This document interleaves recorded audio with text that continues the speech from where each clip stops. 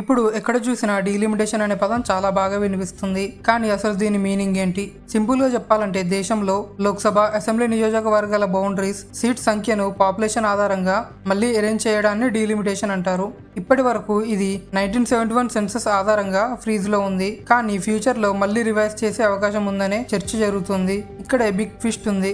North India states లో population ఎక్కువగా పెరిగింది, సౌత్ స్టేట్స్ లో కంట్రోల్ అయ్యింది. డీలిమిటేషన్ జరిగితే సీట్స్ ఎక్కువగా నార్త్ స్టేట్స్ కి వెళ్లే ఛాన్స్ ఉంది, సౌత్ స్టేట్స్ రిప్రజెంటేషన్ తగ్గే అవకాశం ఉంది. అందుకే ఈ ఇష్యూ పై పొలిటికల్ డిబేట్ పీక్ లో ఉంది. ఒకవైపు పాపులేషన్ ఆధారంగా సీట్స్ ఉండాలి అంటున్నారు, ఇంకోవైపు పాపులేషన్ కంట్రోల్ చేసి రాష్ట్రాలు పెనలైజ్ అవుతాయా అని ప్రశ్నిస్తున్నారు. ఇది సింపుల్ పొలిటికల్ చేంజ్ కాదు, ఫ్యూచర్ పవర్ బ్యాలెన్స్ ని కూడా డిసైడ్ చేసే ఇష్యూ. కానీ ఫైనల్ డెసిషన్ ఇంకా తీసుకోలేదు. ఇది ఇప్పటికీ డిస్కషన్ స్టేజ్ లోనే ఉంది. మీకు ఏమనిపిస్తుంది? డీలిమిటేషన్ ఫెయిరా లేక ఇన్బ్యాలెన్స్ క్రియేట్ చేస్తుందా? మీ ఒపీనియన్ ని కామెంట్ లో తెలియజేయండి.